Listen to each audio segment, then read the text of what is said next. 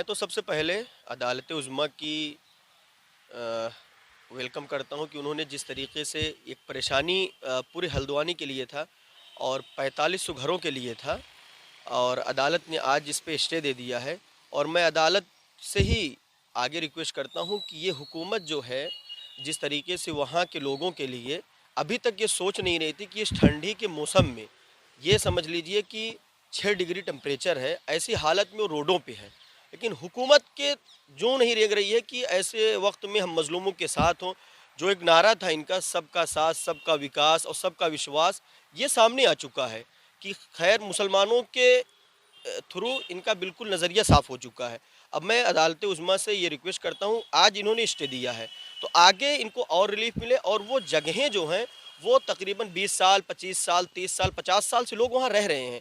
तो कम से कम इन चीज़ों का ख़्याल रखा जाए और मेरी गुज़ारिश है इस पे जल्द से जल्द सुनवाई करके फ़ैसला उन मज़लूमीन के हक़ में होना चाहिए। उत्तराखंड हाई कोर्ट ने ऑर्डर दिया था 7 दिन के अंदर लगभग 4000 प्लस फैमिलीज थी उनको घर खाली करने का, जो कि 60 साल 70 साल से रह रहे थे उसी जगह पर। तो ये ऑर्डर सुप्रीम कोर्ट का बिल्कुल वेलकमिंग है, हम उसका खैर मकदम करते हैं। आगे साथ ही साथ उम्मीद रखते हैं कि फ्यूचर में 7 फरवरी को जो डेट दी गई है सुप्रीम कोर्ट में, तो उसमें हल्द्वानी के लोगों के साथ, उन फैमिलीज़ के साथ हक और न्याय करेगी सुप्रीम कोर्ट। अलीगढ़ मुस्लिम यूनिवर्सिटी की स्टूडेंट पहले भी हल्द्वानी के लोगों के साथ उनकी तकलीफ में खड़े थे, आगे भी जब जैसे ज़रूरत पड़ेगी हम सब उनके साथ हैं।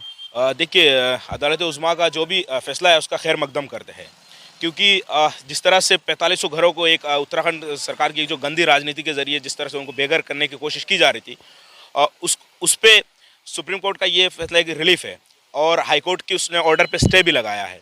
साथ साथ इस पे हम लोग पूरे तमाम लोग इस पे इसलिए खुश हैं क्योंकि जो जस्टिस कोल साहब और जस्टिस साहब का जो भी ये निर्णय लिया गया, बहुत मतलब अच्छी फेक फैसला था। और साथ साथ इस पर कुछ सवाल भी उठता है, क्योंकि जो लोग आज कह रहे हैं कि वो इलीगली रह रहे और तमाम चीज़, उस पर 3 सरकारी स्कूल है, उस पर तमाम प्राइवेट स्कूल संस्था, उनका परमिशन किसने दिया? सरकारी स्कूल कैसे बना अगर इलीगल था?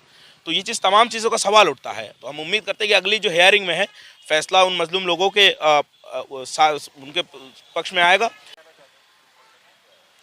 देखिए, सुप्रीम कोर्ट का जो फैसला आया उसका हम खैर मकदम करते हैं। और जैसा कि सभी को मालूम है, अलीगढ़ मुस्लिम यूनिवर्सिटी में इसके लिए एक एहतजाज किया गया था, आवाज़ को अपनी बुलंद किया गया था उनके दर्द और तकलीफ़ को देखते हुए, क्योंकि उन लोगों ने जिस हिसाब से अपना 5 दिन एहतजाज चलाया, 5 से 6 दिन जो चलाया, कड़ी ठंड में बावजूद वो रोड पर बैठे, और उनकी जो बच्चियाँ हैं जिस तरह से उनके आंसू और उनकी आवाज़ें बिलक बिलक के निकल रही थी, तो कहते हैं ना कि जिसका कोई नहीं होता उसका खुदा होता है। तो खुदा ने एक ज़रिया बनाया सुप्रीम कोर्ट को।